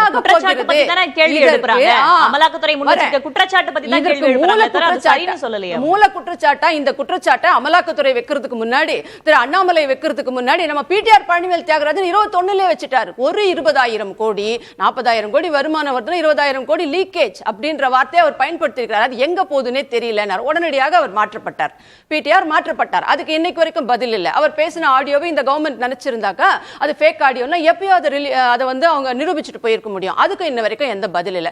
இப்ப இதுல இருந்தே நீங்க மக்கள் புரிஞ்சுப்பாங்க இதுல முகாந்திரம் இருக்கிறது. அந்த 20,000 கோடி வெளியில சுத்திட்டு இருக்கு அப்படின்றது அதுக்கு முந்தைய யாரு காலகட்டத்துல யாரு இருந்தாங்க? அதிமுக தானே இருந்தது. அப்பதானே அவர் சொல்றாரு ஒரு 20,000 கோடி லீக்கேஜ் ஆகுதுன்னு சொல்றாரு. அவரு யாருன்னு ஏதாவது ப்ரூவ் பண்ணாரா? அவரு அதிமுக ஆட்சி காலத்துல சொன்னாரா? இந்த ஆட்சியில போதுன்னு சொன்னார். அப்படி பார்த்தா ஒரு 30,000 கோடி உதயநிதி சபரீசன் அவர்கள் வந்து அதை எங்க பதுக்குறதுன்னு தெரியாம இருக்காங்கன்னு கூட தான் பேசினாரு. வந்து 9 மாத காலகட்டத்துல தான் இத பேசி இருக்காரு. அப்படின்றதன் அடிப்படையில 9 மாத காலகட்டத்துக்கு முன்னாடி வரைக்கும் யார் ஆட்சியில இருந்தாங்க? கவர்மெண்ட் தானே. நீங்க அப்ப சார்ஜ் பண்ணிருக்கலாம்ல எங்க மேல. அதையே நீங்க தொடர்ந்து செயல்படுத்தல பண்ணிருக்க வேண்டியது தானே உங்களுக்கு. எங்களுக்கு மடியில் கனம் இல்லை, ஆனால் வழியில் பயம் இல்லை. ஆனா பத்திலாம் எங்களுக்கு நாங்க கூட்டணிக்காக இவங்க வருவாங்க, எங்களுக்கு கூட்டணிக்கு நிர்பந்தப்படுத்துறாங்க, அந்த பேச்சே கிடையாதுங்க. அதிமுக இன்னைக்கு அண்ணன் எடப்பாடியார் தலைமை மிக உறுதியா இருக்கு. பாராளுமன்ற தேர்தலையே அப்போ மோடி அவர்கள் கூப்பிட்டு ரைட் சைடுல உட்கார வச்ச போதே இந்த கூட்டணி வேணா எங்களுக்கு விட்டு வந்தவங்க நாங்க. அதே நிலை தொடருமா? இல்ல அது இப்ப இன்னைக்கு அது சப்ஜெக்ட் கிடையாது. அது தொடரும்ன்றது இன்னைக்கு வரைக்கும் கூட்டணி எல்லாம் கிடையாது. நீங்க மோடி அவர்கள் உள்ள கொண்டு வந்ததனால இந்த கேள்வி எங்க தலைவர் சொல்வாரு. அத இன்ன வரைக்கும் இல்லையே. அது தொடருமா? அப்ப கூட உங்களுக்கு எதுல ஆர்வம் இருக்கிறதுனா இவ்வளவு ஊழல் நடைபெறுகிறது. நீங்க அவரை கொண்டு வந்ததனால நான் கொண்டு வந்தேன். நான் கொண்டு வரல. அதனால நான் இன்னைக்கு வரைக்கும் அந்த நிலைப்பாடு இருக்கத்தான் செய்கிறது. இனியும் இருக்கும். அதுல யாரு அது வந்து அது இன்னைக்கு சப்ஜெக்ட் கிடையாது. அது நம்ம பேசக்கூடிய விவாதிக்கக்கூடிய விஷயமும் கிடையாது. அது இன்னைக்கு இவ்வளவு பெரிய ஊழல் நடைபெற்றிருக்கு. நம்ம பணம் பல்லாயிரம் கோடி இப்படி வெளியில போயிட்டு இருக்குது. அப்படின்னும் போது பாத்தீங்கன்னா இப்ப இதுல ஏன் இந்த முகாந்திரம் வருகிறது இவர்கள் மேலனா நீங்க கேட்டீங்க. அவங்க பிடிஆரே தான் சொன்னாரு. அதுக்கெல்லாம் எந்த விளக்கமும் கிடையாது. இவங்களுக்கு எங்க ஆட்சியில எதுவும் நடைபெறவே இல்லைன்றது நான் தெளிவா சொல்லிட்டேன். இப்ப இது ஏன் வருது அப்படின்னா இவர்கள் இன்னைக்கு இருக்கக்கூடிய முதலமைச்சர் அன்றைக்கு எதிர்க்கட்சி தலைவராக இருந்த ஸ்டாலின் அவர்களே அஷ்டாவதானி போல ஒரே ஒரு விஷயத்தை சொன்னார். அந்த விஷயத்தை நான் ரொம்ப பாராட்டுவேன் எப்பவுமே அவரை. எங்களுடைய மேடைகள்ல கூட நான் சொல்றது உண்டு. இந்த முதலமைச்சர் இன்றைக்கு இருக்கக்கூடிய ஸ்டாலின் அவர்கள் நாங்கள் ஆட்சிக்கு வந்தால் செந்தில் பாலாஜி சிறை செல்வார் மிகச்சரியா சொன்னார். அவர் நிறைவேற்றின வாக்குறுதிகள்ல உருப்படியான ஒரே வாக்குறுதி அதுதான். ஏன்னா அவருக்கு தெரிஞ்சிருக்கு செந்தில் பாலாஜி பத்தி. தெரிஞ்சிருந்து இந்த துறையை கலால் ஆயத்தீர்வை இபிஏ வந்த உடனே கொடுத்தாரு. அவர் சிறைக்கு போயிட்டு வந்து இன்னைக்கு சுப்ரீம் கோர்ட் வந்து இவரை நீங்க எப்படி உடனடியாக அமைச்சராக்குனீங்க? 200க்கும் மேற்பட்ட சாட்சியங்கள் இருக்கின்றனவே, இவர் இதை கலைக்க மாட்டாரா? இதுக்கு பதில் சொல்லுங்க. மார்ச்சுக்கு ஏதோ டேட் அட்ஜென்ட் போட்டிருக்காங்க. சுப்ரீம் கோர்ட் டேட் போட்டிருக்கு. இன்னைக்கு தமிழக அரசுக்கு அதுக்கு பதில் சொல்லி ஆகணும். இப்படி இருக்கும்போது மறுபடியும் வந்த உடனே அதே துறை அவர் கையில கொடுக்குறாங்கன்னா என்ன ஆதாயம் இல்லாமல் கொடுக்க மாட்டார்கள். அந்த ஆதாயத்தினால் தான் இது உள்ள இடி உள்ளே வருகிறது. இடி ஒன்னும் சும்மா வந்துட முடியாது. ஏதோ ஒரு எஃப்ஐஆர் இருந்தா தூக்கிட்டு இடி நேரா வர முடியாது. அது இந்த திமுக அரசுக்கோ இல்ல அரசாங்கத்துக்கோ அதிமுக இந்த விவகாரத்துல ஏதேனும் அழுத்தத்தை உணர்கிறது. நான் ஏன் இதை சொல்றேன்னு சொன்னா இல்லங்க எங்களுக்கு என்னங்க அழுத்தம்? நான் அதுதான் தெளிவா சொல்லிட்டேன். நாங்க திரும்ப அதுக்குள்ள நிக்காதீங்க. அது தேவையற்ற ஒரு வாதம். அவங்க தான் ஏதோ பொத்தாம்பதுவா அரசியலுக்காக சொல்லிட்டு போறாங்க. இந்த அரசியல் இந்த தேர்தலோட முடிஞ்சிடும். அது எடுபடாது. நான் ஏன் வராங்கன்னு சொன்னா பாட்டிலுக்கு மேல 10 ரூபான்னு சொன்னாங்க பாத்தீங்களா? அது இந்த ஆட்சி தொடங்குனதுல இருந்து இதே அரங்கத்துல நான் பேசினேன். 10 ரூபாய் பாலாஜினே நான் பேசினேன். பாட்டிலுக்கு மேல 10 ரூபான்றது இன்னைக்கு நம்ம நினைச்சிட்டு இருக்கோம் பாட்டிலுக்கு மேல 10 ரூபாய். குவார்டருக்கு தான் அது 10 ரூபாவா. ஃபுல் வாங்கினா 40 ரூபாவா. அதாவது ஆஃபுக்கு முக்காக்கு ஃபுல்லுக்கு அப்படின்னு 40 ரூபாய் இன்னைக்கு பாட்டிலுக்கு மேல வாங்கப்படுகிறது. அந்த வருமானமே இந்த அரசுக்கு பாட்டிலுக்கு மேல குவார்டருக்கு 10 ரூபாய்னாலே 3500 கோடி சட்ட ரீதியா எதிர்கொள்வோம் அப்படின்னு செந்தில் பாலாஜி சொல்லியிருக்காரு. அது விளக்கணும் இல்ல. நம்ம சட்ட ரீதியா அவர் எதிர்கொள்வார்னா இவங்க வந்து சப்பக்கட்டு கட்ட வேண்டிய அவசியம் இல்லை. எதிர்கொண்டுட்டு போக வேண்டியது தானே. அதுக்கே ஒரு விளக்கம் கொடுக்க வேண்டிய கடமை அவருக்கு சொன்னாருன்னு சொல்றாரு இல்லீங்களா? அது யார் சொன்னாலும் உங்களுடைய இது அண்ணாமலை சொல்றதுக்கு முன்னாடி நேஷனல் மீடியாஸ்ல வந்துடுச்சு. இது 1000 கோடிக்கு மேல ஊழல் நடைபெற்றிருக்குதுன்னு. உங்களுடைய ஃபெடரல் வெப்சைட்ல இது வந்தாச்சு. அவர் சொல்றதுக்கு முன்னாடியே. இது அவர் சொன்னா இவர் சொல்லணும் இல்ல. உள்ளங்கை நெல்லிக்கனி இது வந்து நம்ம கைப்புண்ணுக்கு கண்ணாடி எதுக்குன்ற மாதிரி செந்தில் பாலாஜியோட வழக்கே என்னைக்கோ நாளைக்கோ இருக்கு. வேற அரசியல் காரணங்களுக்காக இந்த ஒரு கட்டமைப்பை உருவாக்குறாங்க அப்படின்னு சொல்லிருக்காங்க. நம்ம தொடர்ந்து பேசலாம். ஒரே ஒரு விஷயத்தோட சுருக்கமா, அதாவது இதுல வெறும் அந்த பாட்டிலுக்கு மேல வாங்குறது மட்டும் கிடையாது. 83% பார்கள் நம்முடைய உயர்நீதிமன்றமே 2 வருஷத்துக்கு முன்னாடியே கண்டிச்சது. முதல் 22ல வந்த பின்னாடியே 23% பார்கள் மட்டும்தான் லைசன்ஸோட நடக்குது. 83% பார் லைசன்ஸே கிடையாது. அந்த பணம் எங்கே போகிறது? டிரான்ஸ்போர்ட் இல்லையா? அங்க கம்பெனில இருந்து சரக்கு கொண்டு வருவாங்க பாத்தீங்களா? அந்த டிரான்ஸ்போர்ட்டேஷனுக்கு டீசல் கிலோமீட்டருக்கு 8 ரூபாய்னா இவங்க 15 ரூபாய் போய் பில் போட்டுருக்காங்க. இது ஒரு டிரான்ஸ்போர்ட்டேஷன். இந்த விஷயங்களை தாண்டி இன்னும் நிறைய இருக்கு இதுல பாத்தீங்கன்னா. அது மட்டும் உங்களுக்கு 2 நிமிஷம் ஒரே நிமிஷத்துல விளக்கி அடுத்த சுற்றுல நான் உங்ககிட்ட வரேன். நீங்க சொல்லுங்க. இந்த மாதிரியான குற்றச்சாட்டுகள்லாம் இருக்கிறதால தான் நான் உங்ககிட்ட வரேன். அடுத்த சுற்றுல உங்ககிட்ட வரேன். திரு நாகராஜ், மும்மொழி கொள்கை கடந்த 2 வாரங்களாக மும்மொழி கொள்கை பத்தி பேசிட்டு இருந்தோம். தொகுதி மறுசீரமைப்பு, இந்த மாதிரியான மத்திய அரசு கொண்டு வரக்கூடிய விஷயங்களை திசை திருப்புவதற்காக தான் இந்த ரைடு மூலமா அது தொடர்பாக ஒரு அறிக்கை போன்ற விஷயங்களை மத்திய அரசு கையாளுதா? இல்ல, இப்ப நீங்க சமீபத்துல நம்ம முதலமைச்சர் தேர்தல் பரப்புரைய ஆரம்பிச்சிட்டாங்க. நீங்க அதை பார்த்திருப்பீங்க. அவருடைய பேச்சுல எல்லாமே அப்படியே உக்ரம், மோடி அவர்கள் மீது வெறுப்பை தள்ளுறாங்க. ஆனா இந்த டாஸ்மாக் கொள்கை குறித்து அவர்கள் எதுவும் பேசல.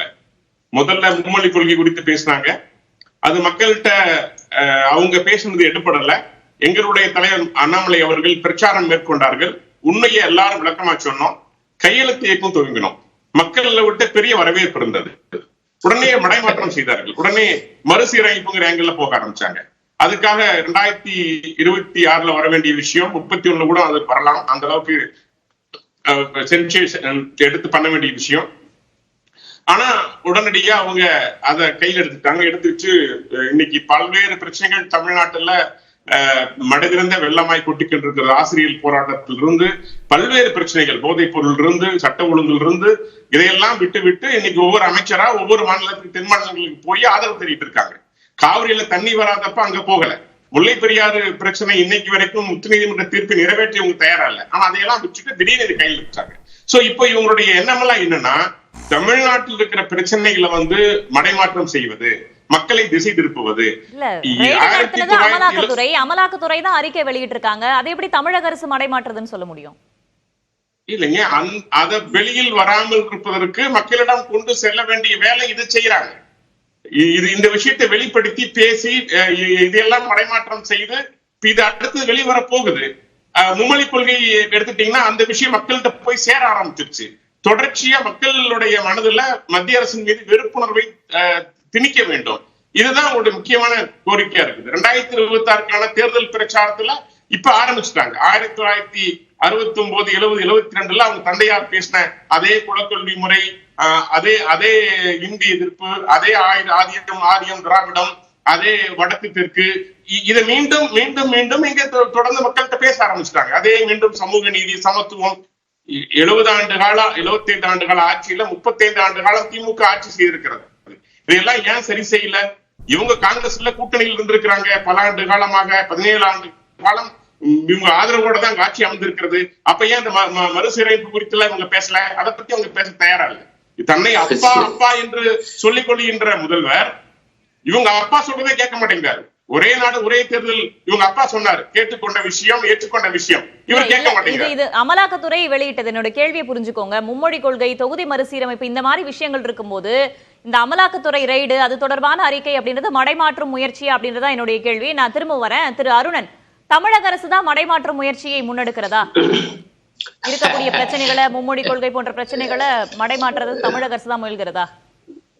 இல்ல, தமிழக அரசு மடைமாற்றம் செய்ய முயற்சி பண்ணுதுன்னா ஒரு வாரத்துக்கு சொல்றேன், அப்படியே வச்சுக்கிட்டா அதனுடைய அந்த வேலையை அழகாக தடுத்து நிப்பாட்டி இருக்கலாம் மோடி அரசு. ஒண்ணும் இல்ல ஐயா, 2152 கோடி ரூபாய் அதை கொடுக்கணும்னா நீங்க மும்மொழி கொள்கையை ஏற்கணும். இவங்க முடியாதுங்கிறாங்க. சரி விடியா, அதை அடுத்து பேசிக்குவோம். இந்த 2152 ரூபாய் கொடுக்குறேயா, விஷயம் முடிஞ்சு வச்சுல.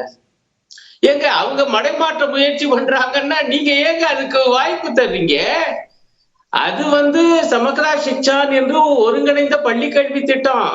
அதன் கீழ் வரக்கூடிய தொகையை கொண்டு போய் வம்பா கொண்டு போய் மும்மொழி கொள்கை, இவரே மும்மொழி கொள்கைன்னு பேசுறாரு. அதோட கொண்டு போய் இணைச்சது யாரு? மோடி அரசு. செஞ்சது பூரா நீங்க. அப்புறம் அவர் ஏத்து பேச மாட்டாரா? இதுக்கான ஆரம்பம் யார் செஞ்சது? என்ன பேசுறாரு? அப்புறம் பாரு, ரொம்ப வேதனையா இருக்குது. இந்த தொகுதி மறுசீரமைப்பு பத்தி எல்லாம் இப்ப பேசவே கூடாது. எங்க இப்ப பேசலைன்னா எப்ப பேசுறது? 2026 இருந்து அது வரலாம் என்று அரசியல் சாசனத்துல தெளிவா இருக்கு நண்பரே. இன்னும் 9 மாசம் தான் இருக்கு. சரி, ஒரே ஒரு குறுக்கீடு. 2021 இதற்கு முன்பு, அதாவது நீங்க வாஜ்பாய் அவர்கள் 2001 இருந்தப்போ 25 ஆண்டுகள் தள்ளி போடப்பட்டது. உங்களுக்கு தெரியும். அதுக்கப்புறம் நீங்க 10 ஆண்டு காலம் உங்களுடைய கூட்டணியோட ஆட்சி காங்கிரஸோடு திமுக இருந்திருக்கிறது. அப்பெல்லாம் இந்த அறிவு வரவில்லையா? அப்பவெல்லாம் இது மக்கள் தொகை அதிகமாகி விட்டது, வடக்குல குறைக்கணும், காங்கிரஸ்க்கு இது நீங்க அந்த டாபிக்ல போவேனா திரு ஜே கே நாகராஜ்? நம்ம அந்த டாபிக்ல போவேனா? இத பத்தி மட்டும் பேசுவோம். சொல்றாரு, அதனால கேக்குறேன். இது வந்து நாகராஜ் அந்த டாபிக்ல ரொம்ப டீப்பா போக வேண்டாம் திரு அருணன். இல்ல அவரு கேட்டதுனால நான் ஒரு சொல்றேன். அதெல்லாம் ஒரு பிரச்சனை இல்ல, முடிச்சது பிரச்சனை இல்லைன்னா அவர் கேள்வி கேட்க அவரே பேசி போறாரு. இல்லங்க 2026 வரும்போது தானே இப்ப பேசாலே தப்புங்கிறீங்க, அப்ப ஏன் பேசல கேட்கறது என்னங்க அபத்தமான வாதமா இருக்கு. இன்னும் பேச வேண்டிய பிரச்சனை நிறைய இருக்கு சார். நான் தான் சொன்னேன், பேச வேண்டிய அரசு ஊழியர் ஓய்வூதிய திட்டம் இருக்கு. அருணன், உங்ககிட்ட இந்த கேள்வி, இந்த 1000 கோடி ரூபாய் ஊழல், அமலாக்கத்துறையுடைய அறிக்கை, இந்த மாதிரியான விஷயங்கள் தமிழக அரசுக்கு வரக்கூடிய தேர்தல நெருக்கடியாக மாறப்போகிறதா? இல்ல நான் முடிச்சிருவேன். ஒரே ஒரு பாயிண்ட் தான் ஐயா. இப்போதைக்கு தொகுதி பரிசீலிப்பு கிடையாது என்று மோடி அரசை சொல்லுங்க. உண்டுன்னு சொல்லி அமித்ஷா வந்து இப்ப கோயம்புத்தூர்ல பேசித்தான் இவ்வளவு விவகாரம். ஆகவே அவங்க மடைமாட்டாங்கன்னா அதுக்கான வாய்ப்புகளை எடுத்து தர்றது முடிச்சு போச்சு. அதுதான் அந்த பாயிண்ட் தான் சொல்ல வர்றேன். இப்ப வந்து இந்த 1000 கோடி விவகாரத்துக்கு வர்றேன். இப்ப நான் என்ன கேக்குறேன், ஊழலை ஒழிக்கணும் என்பதுல மோடி அரசுக்கு அக்கறை இல்லைங்கிறேன் நான், அமலாக்கத்துறைக்கு இல்லைங்கிறேன் நான். அவங்க இந்த விஷயத்தை பூரா பாஜக அல்லாத ஆட்சிகளை மிரட்டுவதற்கும் அப்புறம் வந்து அவங்களை பணிய வைக்கிறதுக்கும் முடிஞ்சா அவங்க பேரை கெடுக்கிறதுக்கான வேலையை செய்யறாங்க. எங்க கட்சி தெளிவா சொல்லுது, ஒரு வேலை இதுல எல்லாம் உண்மைகள் இருக்குமே, ஆனால் அதை கண்டுபிடிச்சு தண்டனை கொடுங்கய்யா, எங்களுக்கு ஆட்சேபனை இல்லை. ஆனா நீங்க எங்க தண்டனை வாங்கி கொடுத்தீங்கன்னு தான் நான் எடுத்த ஒண்ணு புள்ளி வரத்தை நான் சொன்னேன். ஒண்ணுமே இல்லை. இந்த ஈடியுடைய தன்மையை பத்தி நீங்க தயவு செஞ்சு கொஞ்சம் யோசிச்சு பாருங்க. அதாவது என் நாட்டுல எவ்வளவு ஒண்ணுமே இல்ல. உச்ச நீதிமன்றம் தெளிவா சொல்லுச்சு, ஐயா இந்த தேர்தல் பத்திரங்கள் எவ்வளவு முறைகேடு. அதுல ஒரு வாக்கியம் ரொம்ப தெளிவா சொன்னாங்க அந்த தீர்ப்புல, இதன் காரணமாக பெரிய கம்பெனிகள் அளவற்ற முறையில அரசியல் கட்சிகளுக்கு கொடுக்கறாங்க. இது அரசினுடைய கொள்கையை வகுப்பதில் தாக்கத்தை உருவாக்கும். ஆகவே ஸ்டேட் பேங்க் ஆஃப் இந்தியாவே அவ்வளவு விவரங்களை வெளியிடுங்க. அப்ப 6060 கோடி ரூபாயை பெற்றது யாரு? மோடி அரசு. அதற்கும் பல கம்பெனிகளுக்கும் இருந்த உறவு என்ன? இதை பற்றி ஈடு விசாரிச்சுச்சா? அமலாக்கத்துறையுடைய செயல்பாடுகள் பத்தி தான் மறுபடியும் கேள்வி எழுப்பி இருக்கீங்க. நம்ம தொடர்ந்து பேசலாம் திரு அருணன். சரிக்கா, குறுக்கிட விரும்புறீங்க? அதான் இதுக்கு 4 விஷயங்கள் ரொம்ப அதற்கான முகாந்திரங்கள் தேவைக்கு அதிகமாகவே இருக்கிறது இந்த இடி சர்ச்சுக்கு அப்படின்றது தான் என்னுடைய குற்றச்சாட்டுல அதுதான் உண்மையும் கூட. ஏன்னா அவங்க பிரஸ் ரிலீஸ் கொடுத்துருக்கிறதுலே கூட prevention of corruption act under 1988, PMLA under 2002 எதன் அடிப்படையிலன்னு கேட்டாக்கா bar licence tender, transport tender, இந்த மாதிரி விஷயங்களையும் அவங்க குறிப்பிடுறாங்க. பார் லைசன்ஸ் பாத்தீங்கன்னா நீங்க 60% பார் லைசன்ஸ் நான் ஏற்கனவே சொன்ன ஹைகோர்ட்டே சொல்லி 3 வருஷத்துக்கு மேல ஆகுது. 25% தான் லைசன்ஸ் இருக்கு.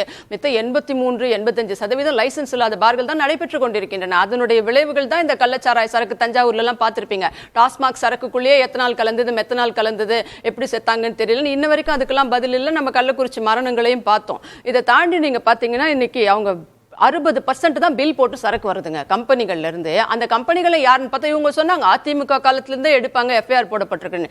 அதிமுக காலத்துல வாங்கின அந்த டிஸ்டிலரி கம்பெனிஸ் இன்னைக்கு கிடையவே கிடையாது, சரக்கே வாங்குறது கிடையாது. இவங்க அங்க இருந்தெல்லாம் இவங்க வாங்குறதே இன்னைக்கு பாத்தீங்கன்னா அக்காடு, கால்ஸ், எஸ்என்ஜே, இப்படி வந்து இன்னும் ஒரு 3க்கும் மேற்பட்ட மொத்தம் 6-10 கம்பெனிகள் கிட்ட இவங்க வாங்குறாங்க. அதெல்லாம் பாத்தீங்கன்னா நம்ம டிஆர் பாலு அவர்கள், ஜெகத் ரட்சகன் போன்ற இவங்க கட்சியில் இருக்கக்கூடியவர்களே தான். அப்ப எந்த அளவுக்கு மியூச்சுவல் அண்டர்ஸ்டாண்டிங் பேசும்போது அதிமுக ஆட்சி காலத்துல என்ன நடைமுறை இருந்ததோ அதுதான் நடைமுறை இல்ல இவங்க சொன்னாங்கல்ல அதிமுக ஆட்சி காலத்துல இருந்து எடுத்திருக்கிறார்கள், தாராளமா எடுக்கட்டும் நான். அப்ப அந்த கம்பெனிகளே இன்னைக்கு கிடையாது. இன்னைக்கு உங்க ஆட்கள் நடத்துகின்ற கம்பெனில இருந்து தான் நீங்க வாங்குறீங்க. ஏற்கனவே திமுக ஊழலின் ஊற்றுக்கன்றது பல்வேறு காலகட்டத்தை நிரூபணமாச்சு. இன்னைக்கு செந்தில் பாலாஜி அண்டர் கோர்ட் ப்ரொவிஷன்ல தான் அவர் இருந்துட்டு இருக்காரு. அப்படி இருக்கும்போது உங்களுக்குள்ள எந்த அளவு அண்டர்ஸ்டாண்டிங் இருக்கும்? நீங்களே நடத்துகின்ற கம்பெனிகள், உங்கள் எம்பிக்கள் அமைச்சர்கள் நடத்துகின்ற கம்பெனி ஒண்ணு 60% தான் சரக்குக்கு வந்து பில் போடப்பட்டு கம்பெனில இருந்து நேரா வருது. மிச்சம் 40%க்கு பில்லே கிடையாது. அதனுடைய வருமானம் எங்க போகுதுன்றது ஒண்ணு. இடி இப்போ வரலாமா வரக்கூடாதான்றதை நீங்க பாத்துக்கோங்க. அதே போல டெண்டர், டிரான்ஸ்போர்ட் டெண்டர் சொன்னேன், அந்த கம்பெனிகளுக்கு வந்து வண்டி கொடுப்பாங்க இல்லையா, கம்பெனில இருந்து அந்த ஃபேக்டரியில இருந்து கடைகளுக்கு சப்ளை பண்ற டெண்டர்ன்றது முன்னாடி நாங்க இருக்கும்போது ரொம்ப டிரான்ஸ்பரண்டா இருந்தது.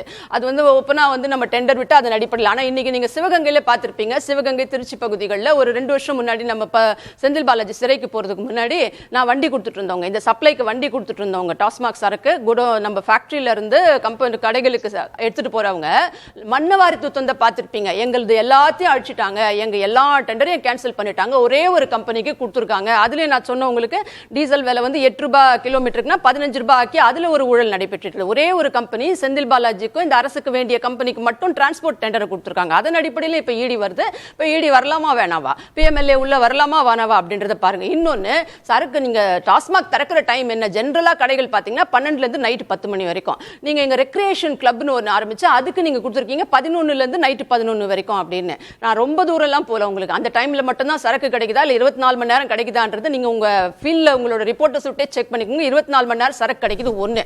ரெக்ரியேஷன் கிளப் ஹோட்டல்னு சொல்றாங்க இல்லையா, அங்க லைசன்ஸ்க்கு வந்து பெருசா அனுமதியே கிடையாது உங்களுக்கு.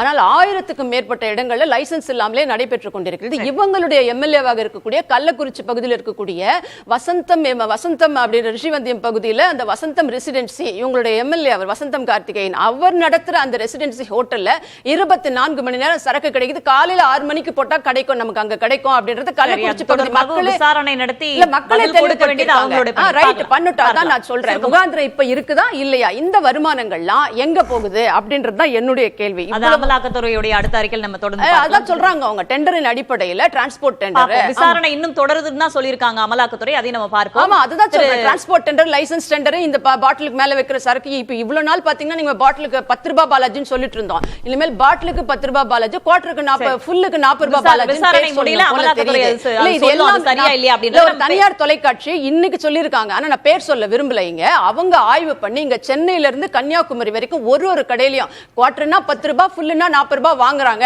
கரூர் கம்பெனிக்கு இந்த பணம் இன்றைக்கு போகிறது. பார்க்கலாம், சட்ட ரீதியா எதிர்கொள்ள போற அப்படின்றத பார்ப்போம். நான் சொல்றது முகாந்திரம் இருக்கிறது. இதன் அடிப்படையில் இடி வரலாமா, பிஎம்எல்ஏ வரலாமா, பிரிவென்ஷன் ஆஃப் கரப்ஷன் வரலாமா, வரலாம் இல்ல. இவர் சொல்றாரு, அருணன் சொல்றாரு, மோடி அரசாங்கம் வந்து இதெல்லாம் ஒழிக்கணும்ன்ற எண்ணம் இல்லன்னு. மோடி அரசாங்கத்துக்கு இருக்குது, இல்லாம போது நம்ம நேரம் கடந்து போயிட்டு இருக்கோம். கம்யூனிஸ்ட் இருக்குதா இல்லையா, கம்யூனிஸ்ட் இருக்குதா இல்லையா அந்த எண்ணம், அப்ப விசாரிக்கல. இது அவருக்கான நேரம், அப்ப விசாரிக்கட்டுமே. அதை பார்ப்போம். சட்ட ரீதியா எப்படி எதிர்கொள்ள போறோம் பார்ப்போம்.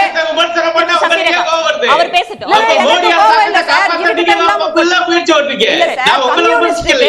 மோடியை விமர்சனம் பண்ண உங்களுக்கே சகோதரி கோவம் சார். திசை திருப்பாதீங்க சார், நான் சொல்றேன். அவங்க நடவடிக்கை எடுக்க சொல்றேன், ஆனா உங்க மோடி அரசு செய்யாது. ஒரே நிமிஷம் அண்ணா, அவங்க எப்படி இருந்துட்டு போட்டோம், கம்யூனிஸ்டுக்கு ஊழலை ஒழிக்க வேண்டிய அவசியம் இருக்கிறதா இல்லையா? இல்ல, ஊழலை ஒழிக்க வேண்டிய அவசியம் இருக்கிறதா இல்லையா? செந்தில் பாலாஜி தவறு, இந்த அரசாங்கம் அகற்றப்பட வேண்டிய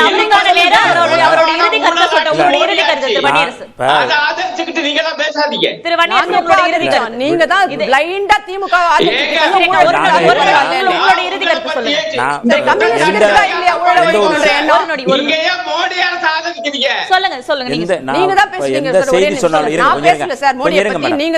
எந்த ஒரு செய்தி சொன்னாலும்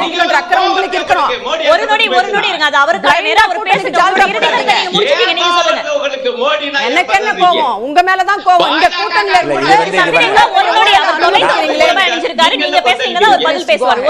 நான் வந்து ஆதாரமுள்ள தரவுகள் மட்டும் தான் நம்ம பேசுறேன். நான் வந்து லாவணி பாடுறதுக்கு நான் இங்கே வரல. வீக்கில் வந்த ஸ்டோரியை வச்சு தான் நான் இதை சொல்கிறேன். 41 எஃப்ஐஆர் எங்கே போடப்பட்டது அப்படிங்கிற வீக்கில் இந்த வாரம் வீக்கில் வந்திருக்க ஸ்டோரி மரியாதைக்குரிய ஊடகவியலாளர் லட்சுமி சுப்பிரமணியம் எழுதியிருக்கிறாங்க. அதில் 41 எஃப்ஐஆரில் 37 எஃப்ஐஆர் வந்து அதிமுக காலத்தில் போடப்பட்டது அவங்க பதிவு செஞ்சதுலேருந்து நான் இதை சொல்கிறேன். ஒன்று. ரெண்டாவது, இந்த இடி வந்து பண பரிவர்த்தனை தொடர்பாக வந்து மட்டும்தான் விசாரிக்கணும். இது ஊழல் தொடர்பாக ஊழல் தடுப்பு பண்ணுவாங்க. இது 2024 குவாரி தொடர்பால் நடந்த ஊழல் தொடர்பாக இடி வந்து விசாரிக்கும் பொழுது தமிழ்நாடு அரசு உடனடியாக உயர்நீதிமன்றத்துக்கு போய் இது இடி விசாரிக்கக்கூடாது அப்படின்னு சொல்லி விசாரிப்பதற்கான எந்த முகாந்திரமும் இல்லைன்னு சொல்லி அதை ஸ்டே பண்ணியிருக்கிறாங்க. இப்போ வர ஸ்டே பண்ணியிருக்கிறாங்க. இடி வந்து அதில் விசாரிக்கக்கூடாது, பண பரிவர்த்தனை இல்லை அப்படிங்கிறத. அப்போ இந்த இடத்துல என்ன சொல்கிறோம்னா, இதில் இடி வர்றதுக்கான வாய்ப்பு இல்லை. திட்டமிட்டு இது அரசியல் நோக்கத்திற்காக கொண்டு வரது ஒன்று. ரெண்டாவது, இடி வந்து யோக்கியமான துறை இல்லை. இடியில் வந்து என்னன்னா ராஜஸ்தான்ல கடந்த நவம்பர்ல கிஷோர் மீனா, பாபுலால் மீனா அமலாக்கத்துறை அதிகாரிகள் மாமூல் வாங்கினதாக ஊழல் செஞ்சதாக கைது செஞ்சிருக்கிறாங்க. தமிழ்நாட்டில் நீங்க வந்து அங்கித் திவாரி கடந்த ஆண்டு திண்டுக்கல்ல இருக்கிற டாக்டர் சுரேஷ் பாபுட்ட 20 லட்சம் ரூபாய். இருங்க மேடம், இருங்க, நான் பேசும்போது கொஞ்சம் அமைதியா இருங்க. கொஞ்சம் அமைதியா இருங்க. நீங்க பேச, நான் பேசும்போது அமைதியா இருங்க. 20 லட்சம் ரூபாய் வாங்கினதாக ஊழல் வாங்கி இது கைது பண்ணி இருக்காங்க. இதுல என்ன சொல்ல வரேன்னா, அமலாக்கத்துறை யோக்கியமான துறை இல்ல, அது ஊழல் துறை. சொல்லி முடிச்சிடறேன். இல்ல அது வந்து ஊழல் துறை ஒண்ணு, அது ஊழலை ஒழிக்கிறதுக்கான துறை இல்ல. ரெண்டாவது என்னன்னா, நான் ஒரு லிஸ்ட் சொல்றேன். ஹிமாந்த் பிஸ்வா சர்மா யாரு, சுவேந்து அதிகாரி யாரு, முகுல் ராய் யாரு, மிதுன் சக்கரவர்த்தி யாரு, நாராயணன் ராணே யாரு, சஞ்சய் பாட்டீல் யாரு, ஹர்ஷவர்தன் பாட்டீல் யாரு, ஜோதிர் ஆதித்ய சிந்தியா யாரு, இவங்க எல்லாருமே இங்க வந்ததுக்கு அப்புறம் இவங்க மேல போடப்பட்ட இடி வழக்குகள் அப்படியே நிறுத்தி வச்சிருக்கு. கலாச்சாரத்துறை அமைச்சர் வந்து மீனாட்சி லேகி வந்து நாடாளுமன்றத்தில் பேசுறாங்க. நீங்க வந்து திரும்ப எங்கள் மீது குற்றச்சாட்டுகளை சொல்லிட்டே இருந்தீங்கன்னா உங்க வீட்டுக்கு இடி வரும். சொல்றது யாரு? இந்த அமைச்சர். ஏன்னா பிளாக்மெயில் செய்வது, கூலிப்படை ஏவுவது மட்டும்தான் பாஜகவினுடைய வேலை. அந்த பாஜகவினுடைய கூலிப்படை தான் அமலாக்கத்துறை. எங்க அமைச்சர்கள் மேல முகாந்திரமே இல்லாம போட்டீங்களா?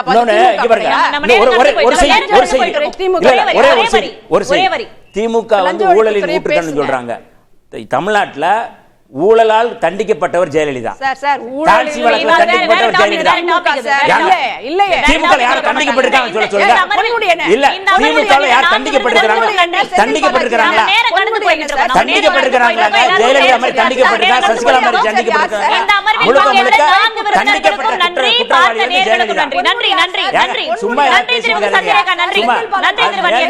போயிருக்காங்க.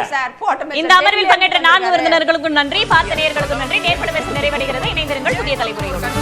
நான் ரொம்ப சிம்பிளான ஒரு அவருக்கு வேற